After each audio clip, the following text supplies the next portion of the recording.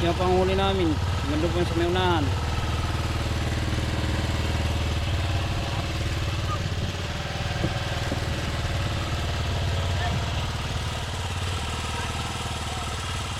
Kanina pa yan.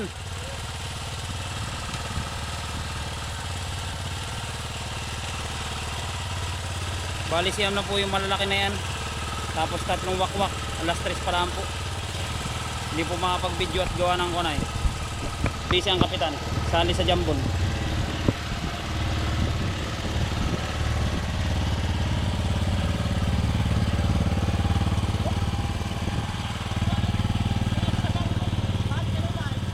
Ha? Hindi, bago lang yan.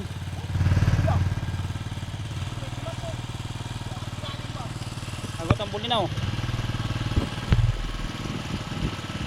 Yan po ang bulinaw. Hindi lang po nyo makita at madilim. Pero agot po kakapal.